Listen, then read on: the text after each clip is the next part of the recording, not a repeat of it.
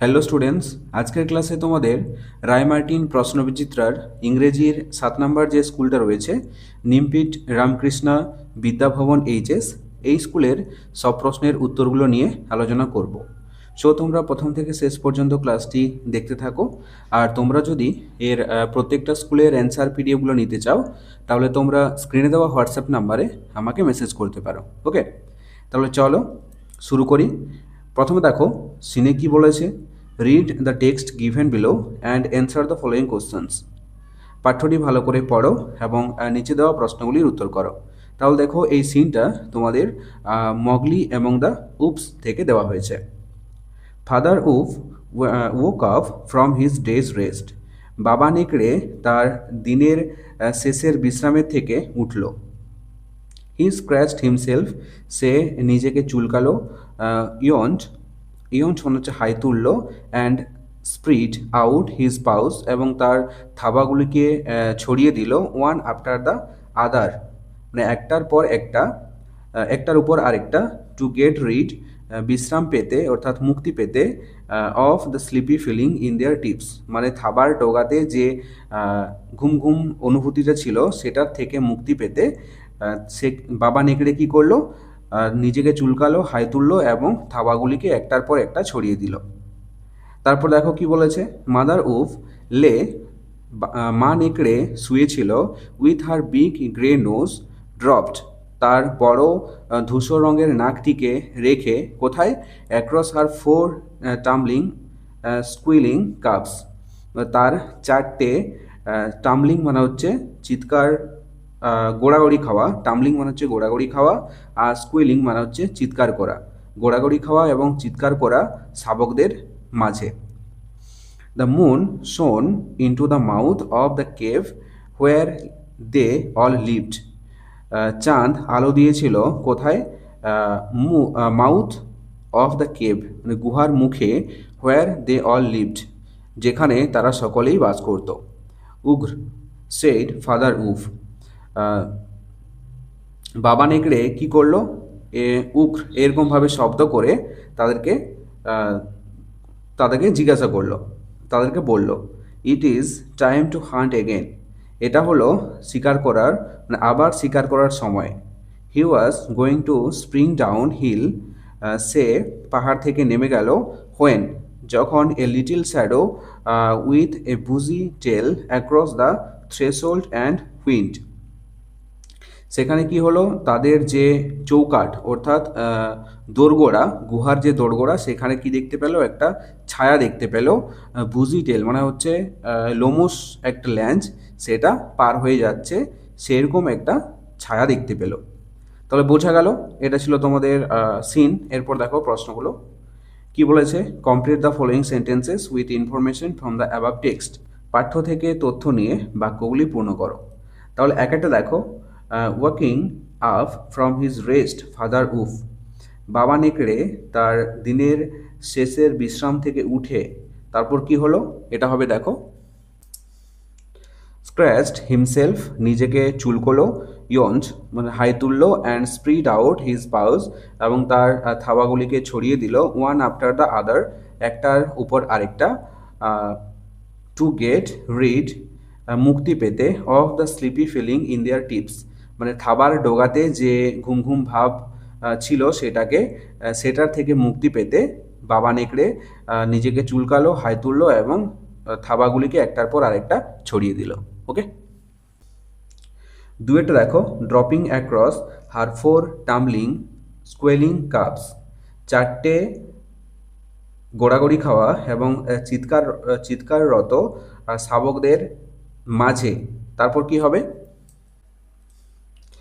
এটা হবে মাদার উফ লে উইথ হার বিগ গ্রেনোজ, মা নেকড়ে শুয়েছিল তার বড় ধূসর রঙের নাকটিকে রেখে। ওকে, এরপর দেখো বিয়ে বলেছে, write T for true and A for false statements, নিচের স্টেটমেন্টগুলি যদি ঠিক হয় তাহলে পাশের বক্সে টি লিখবে, আর যদি ভুল হয় তাহলে পাশের বক্সে এফ লিখবে। Give supporting statements for each of your answers, তোমার প্রত্যেকটি উত্তরের সাপেক্ষে একটা করে সাপোর্টিং স্টেটমেন্ট দিতে হবে।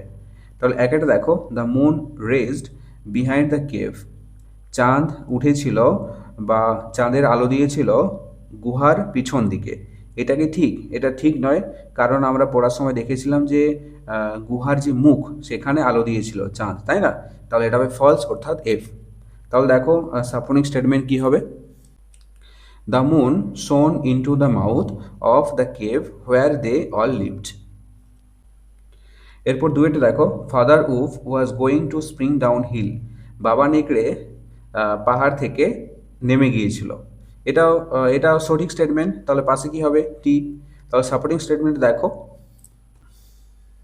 হি was going to spring down hill, এটা হবে সাপোর্টিং স্টেটমেন্ট। ওকে। এরপর দেখো সিএ কি বলেছে, অ্যান্সার দ্য ফলোয়িং কোশ্চেন্স, নিচের প্রশ্নগুলির উত্তর দাও। তাহলে এক একটা দেখো, what appeared at the threshold, গুহার যে দোরগোড়া ছিল সেখানে কি দৃশ্যমান হয়েছিল? তাহলে দেখো এর উত্তরটা, a little shadow with a bushy tail across the threshold and whined. এখানে দেখো কি বলেছে, একটা ছোট্ট ছায়া, বুজি টেল মানে হচ্ছে লোমশ ল্যাঞ্চ যুক্ত একটা ছোট ছায়া দৃশ্যমান হয়েছিল গুহার যে দোরগোড়া ছিল সেখানে, এবং হুইন্ড, হুইন্ড মানে হচ্ছে গাঙ্গানো বা চেঁচানো। ওকে। দুইটা দেখো, who is the author of the given text, উপরের যে পাঠ্যটা আমরা পড়লাম তার লেখক কে?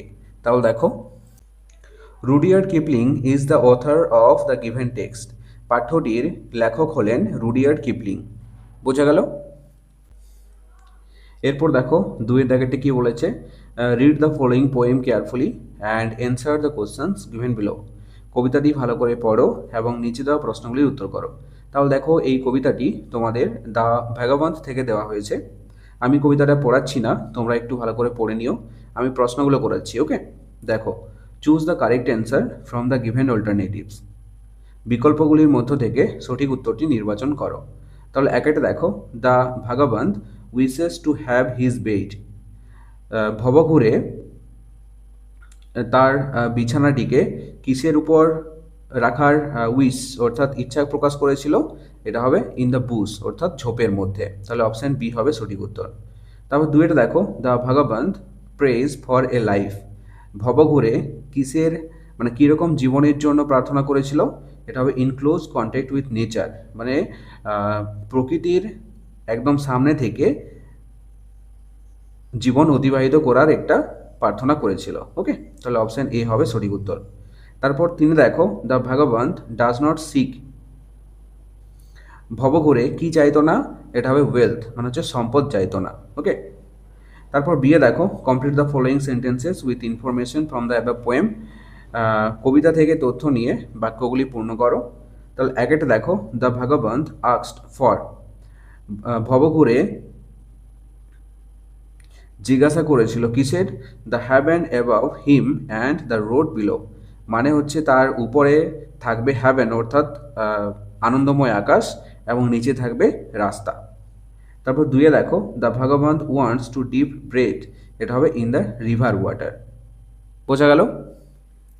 এরপর দেখো সিএ কি বলেছে, match the words in column A with their meanings in column B, column এতে কিছু ওয়ার্ড দেওয়া আছে এবং কলাম বিতে তাদের মানেগুলো দেওয়া আছে, মানে মিনিং ওয়ার্ডগুলো দেওয়া আছে, সেগুলি কলাম এর সাথে আর কলাম বিতে মেলাতে হবে। তাহলে দেখো একটা কি আছে, লাভ, লাভ মানে কি? ভালোবাসা। তাহলে এটা হবে C, a feeling of care and understanding, যত্ন এবং বোঝার একটা অনুভূতি, এটাকেই বলে লাভ। ওকে। তাহলে মিলিয়ে দাও সি। তারপর দুই আছে দেখো, হ্যাভেন, এটা কি? হ্যাভেন মানে কি? স্বর্গ।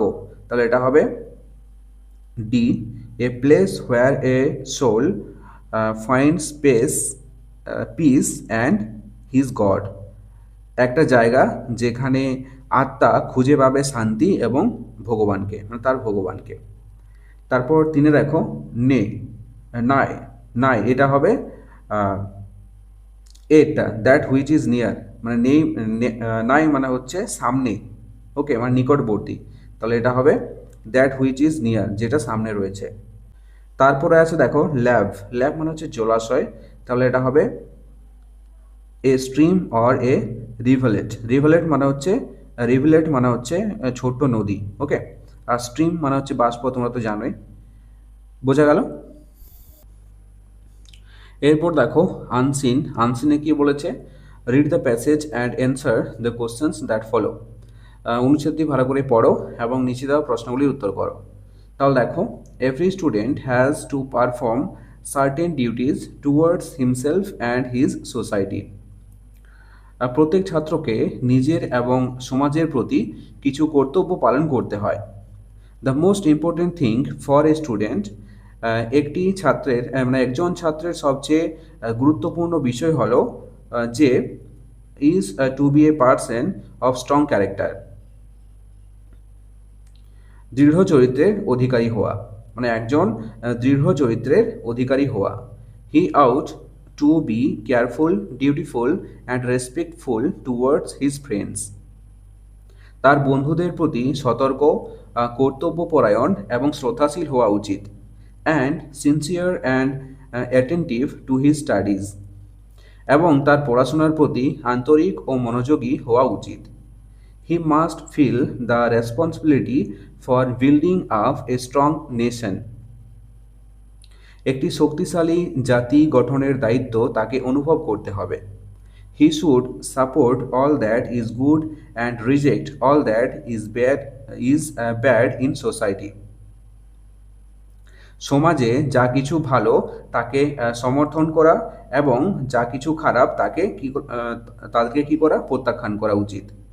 He should not forget that all well being of a state ultimately depends on the moral character of today's youth.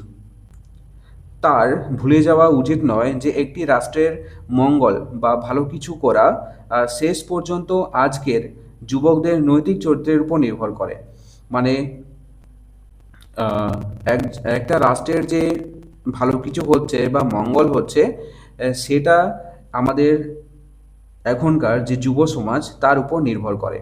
এটা কিন্তু একজন ছাত্রকে ভুলে যাওয়া চলবে না। আশা করি বোঝা গেল আনসিনটা। এরপর দেখো প্রশ্নগুলো কি বলেছে। Write T for true and A for false statements in the given boxes. নিচের স্টেটমেন্টগুলি যদি ঠিক হয় তাহলে পাশের বক্সে টি লিখবে, আর যদি ভুল হয় তাহলে পাশের বক্সে এফ লিখবে। তাহলে একের দেখো, every student out to be helpful two farmers. প্রত্যেক ছাত্রের কৃষকদের সাহায্য করা উচিত। এটা একদমই ঠিক নয়, তাহলে পাশে কি হবে? ফলস, অর্থাৎ এফ। দুইটা দেখো, persons of strong characters are useless to a nation. দৃঢ় চরিত্রের ব্যক্তিরা একটি জাতির জন্য অকেজো, মানে হচ্ছে কোনো কাজের নয়। এটা কি ঠিক? এটা ঠিক নয়, তাহলে পাশে কি হবে? ফলস, অর্থাৎ এফ। তিনের দেখো, the society demands no duty and responsibility. সমাজ কোনো কর্তব্য ও দায়িত্ব দাবি করে না। এটাও ভুল, তাহলে পাশে হবে এফ। চারটা দেখো, interest in studies is desirable from a student. একজন ছাত্রের কাছ থেকে পড়াশোনার আগ্রহ আশা করা যায়। এটা সঠিক স্টেটমেন্ট, তাহলে পাশে হবে টি। তারপর পাঁচের দেখো, a student should reject the evils in society. একজন ছাত্রের সমাজের মন্দ বিষয়গুলো প্রত্যাখ্যান করা উচিত। এটাও ঠিক, তাহলে পাশে হবে ট্রু, অর্থাৎ টি। ওকে। এরপর বিয়ে দেখো কি বলেছে। Use appropriate words from the unseen passage. Unseen প্যাসেজটা যেটা আমরা পড়লাম, অর্থাৎ অনুচ্ছেদটা যেটা আমরা পড়লাম, সেখান থেকে অ্যাপ্রোপ্রিয়েট শব্দ নিয়ে শূন্যস্থানগুলিতে বসাতে হবে। To fill in the blanks, শূন্যস্থানগুলিতে বসাতে হবে। তাহলে একের দেখো, Ratan is very dash you may contact him. এটা কি হবে? Ratan is very careful you may contact him. তারপর দুইয়ে দেখো, Swami Vivekananda was a man of strong. এটা হবে ক্যারেক্টার। তিনে দেখো, be dash to your teachers. এটা হবে be respectful to your teachers. তারপর দেখো, I can not dash you in this matter. এটা হবে I cannot support you in this matter. তারপর পাঁচে আছে, we live in a beautiful dash. এটা হবে we live in a beautiful society. বোঝা গেল? এরপর দেখো তোমাদের সবচেয়ে গুরুত্বপূর্ণ অংশ, গ্রামার অ্যান্ড ভোকাবুলারি। চারে কি বলেছে, fill in the blanks with appropriate modals, শূন্যস্থানগুলিতে অ্যাপ্রোপ্রিয়েট মডেলস বসাতে হবে। একটা দেখো, children dash not run on stony places, এটা হবে children should not run on stony places.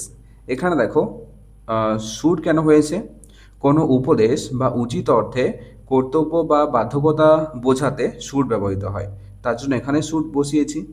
এরপর দুইয়ে দেখো, ড্যাশ হি কাম টুমরো, এটা হবে উইল হি কাম টুমরো। এখানে উইল কেন বসিয়েছি বলতো, কারণ হচ্ছে ভবিষ্যতের কোনো পরিকল্পনা বা ঘটনা বিবৃতি করলে সেখানে উইল ব্যবহৃত হয়। তারপর তিনে আছে দেখো, ইট ড্যাশ রেইন টুডে, এটা হবে ইট মে রেইন টুডে। এখানে মে ব্যবহৃত হয়েছে কারণ কি, কোনো সম্ভাবনা বোঝাতে মে ব্যবহার করা হয়, তার জন্য এখানে মে হয়েছে। কারণ কি, আজকে বৃষ্টি হতে পারে, এটা কি বোঝাচ্ছে, কোনো একটা সম্ভাবনা বোঝাচ্ছে, সেই ক্ষেত্রে মে ব্যবহৃত হয়েছে। তারপর পাঁচে দেখো, fill in the blanks choosing the correct forms of the verbs given in the brackets, বন্ধনীর মধ্য থেকে ভার্বের সঠিক ফর্মগুলো বসাতে হবে। একটা দেখো, nobody dash has or have done the homework, এটা হবে nobody has done the homework, বোঝা গেল।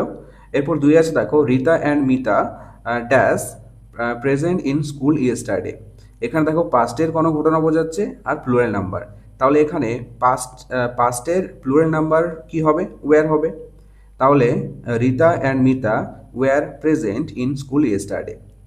তারপর ছয় দেখো, change the voice in the following sentences, নিচের বাক্যগুলিকে ভয়েস চেঞ্জ করতে হবে। তাহলে দেখো আমি খাতাতে পরিষ্কার করে ভালো করে তোমাদেরকে করিয়ে দিয়েছি, তোমরা দেখে নাও। দেখো প্রথমের বাক্যটা কি রয়েছে, they were playing football yesterday, এখানে এই বাক্যটা হচ্ছে প্যাসিভ ভয়েসে রয়েছে, এটাকে অ্যাক্টিভ ভয়েসে করতে হবে। তাহলে দেখো যে নিয়মটা ফলো করে আমরা করব, সেই নিয়মটা তোমাদেরকে ভালো করে একটু দেখতে হবে। সেটা কি, অবজেক্ট, প্রথমে থাকবে অবজেক্ট, তারপর থাকবে ওয়াজ অথবা were plus being plus past participle অর্থাৎ ভার্বের third form plus by plus subject, শেষে থাকবে সাবজেক্ট। এখানে দে এটা হচ্ছে সাবজেক্ট, আর ওয়্যার প্লেয়িং এটা হচ্ছে ভার্ব, আর ফুটবলটা হচ্ছে অবজেক্ট। ওকে, তাহলে দেখো উত্তরটা সাজাচ্ছি। প্রথমে থাকবে অবজেক্ট মানে ফুটবল, ফুটবল বসালাম, তারপর ওয়াজ আর ওয়্যার, ফুটবলটা যেহেতু সিঙ্গুলার সেক্ষেত্রে ওয়াজ হয়েছে, তারপর থাকবে বিং, বিং, তারপর ভার্বের থার্ড ফর্ম অর্থাৎ এখানে দেখো প্লেয়িং, তাই না, তাহলে প্লে শব্দটির পাস্ট ফর্ম কি হবে, প্লেইড, তাহলে এখানে হয়েছে প্লেইড, তারপর থাকবে বাই দেম ইয়েস্টারডে। ওকে, এখানে দেখো বাই তারপর সাবজেক্ট, সাবজেক্ট কি দে, দে এখানে সাবজেক্ট, কিন্তু দের পরিপ্রেক্ষিতে কি হবে দেম। ওকে, এর পরের বাক্যটা দেখো, উইল দে হেল্প আস, এখানে প্রশ্নচিহ্ন রয়েছে, মানে হচ্ছে এটা প্রশ্নবোধক বাক্য, এটা হচ্ছে প্রেসিভ ভয়েসে রয়েছে, এটাকে অ্যাক্টিভ ভয়েসে করতে হবে। তাহলে দেখো নিয়মটা কি, প্রথমে থাকবে উইল, তারপর থাকবে অবজেক্ট, তারপর বি, তারপর পাস্ট পার্টিসিপেল অর্থাৎ ভার্বের থার্ড ফর্ম, তারপর বাই, তারপর সাবজেক্ট, তারপর শেষে থাকবে প্রশ্নবোধক চিহ্ন। তাহলে দেখো উত্তরটা করছি, প্রথমে থাকবে উইল, উইল বসালাম, তারপর এখানে দেখো উই, তারপর বি, বি বসালাম, তারপর হেল্প, এখানে দেখো হেল্প আছে, হেল্পের থার্ড ফর্ম করতে হবে, হেল্পড বাই দেম, এখানে দের পরিবর্তে কি বসে, দেম বসে, তাই না, তাহলে এটা হবে will we be helped by them, শেষে থাকবে প্রশ্নবোধক চিহ্ন। ওকে, এরপর দেখো সাথে বলেছে change the followings into indirect speech অর্থাৎ ন্যারেশন চেঞ্জ করতে হবে। তাহলে দেখো এই দুটো আমি করে দিয়েছি খাতাতে। প্রথম বাক্যটা কি রয়েছে, mother said it is raining outside, এটাকে ন্যারেশন চেঞ্জ করলে কি হবে, mother said that it was raining outside. আর দুইয়ের বাক্যটা আছে, Pinaki said to me I was busy yesterday, এটাকে ন্যারেশন চেঞ্জ করলে কি হবে, পিনাকি টোল্ড মি দ্যাট, এখানে পিনাকি যেহেতু ফিমেল সেই ক্ষেত্রে সি হবে, সি হচ্ছে এখানে দ্যাট হচ্ছে লিঙ্কার হিসাবে ব্যবহৃত হবে, that she had been busy the previous day, yesterday এটাকে বলবো কি প্রিভিয়াস ডে। ওকে, এরপর দেখো আটে বলেছে identify the adverbs in the following sentences and underline them. নিচের বাক্যগুলির মধ্যে যেটা অ্যাডভার্ব হবে তার নিচে দাগ দিতে হবে। তাহলে দেখো এক একটা, Annie goes to school everyday. এখানে এভরিডে এটা কি বোঝাচ্ছে? একটা সময় বোঝাচ্ছে, তাই না? তাহলে এটা হবে অ্যাডভার্ব। আর যদি টাইপ বলতো যে কী ধরনের অ্যাডভার্ব, তাহলে এটা হবে অ্যাডভার্ব অফ টাইম। তারপর দুইটা দেখো, দ্য বয় ওয়াজ প্রেজেন্ট দেয়ার। দেয়ার এটা হবে অ্যাডভার্ব। এটা যেহেতু একটা প্লেস বোঝাচ্ছে, দেয়ার মানে সেখানে উপস্থিত রয়েছে, তাই না? তাহলে দেয়ার এটা হবে অ্যাডভার্ব অফ প্লেস। বোঝা গেল? এরপর দেখো রাইটিং স্কিল। রাইটিং স্কিলে কি বলেছে? Write a letter to your friend. তোমার বন্ধুকে একটি চিঠি লেখো, stating your inability to join his birthday party. মানে তোমার বার্থডে পার্টিতে তাকে যুক্ত করার জন্য তাকে একটি চিঠি লেখো। আর 10 বলেছে suppose you have won a prize in a competition. ধরো তুমি একটা প্রতিযোগিতায় একটা পুরস্কার জিতেছো। Write a page of your diary expressing your sweet experience. মানে তোমার যে এইরকম ভালো একটা অভিজ্ঞতা হয়েছে সেটা নিয়ে এক পাতা তোমার ডায়েরিতে লিখতে হবে। ওকে, তাহলে দেখো রাইটিং স্কিলে যেগুলো রয়েছে সেগুলো আমি তোমাদেরকে ভালো করে লিখিয়ে দিয়েছি, তোমরা দেখে নাও।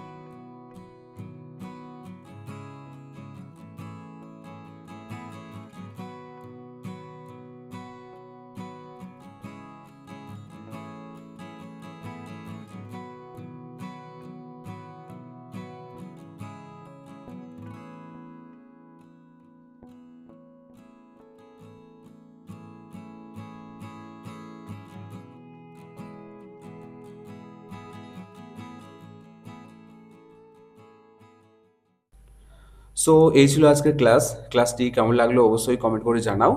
আর যদি ভালো লেগে থাকে তাহলে অবশ্যই একটি লাইক করে দিও। আর ছোট্ট বন্ধুরা, তোমরা যদি আমার চ্যানেলে নতুন হয়ে থাকো তাহলে অবশ্যই সাবস্ক্রাইব করে পাশে থাকা বেল আইকনটা প্রেস করে রাখো। চলো দেখা হচ্ছে নেক্সট কোনো ক্লাসে। ততক্ষণ পর্যন্ত বাই বাই, টেক কেয়ার।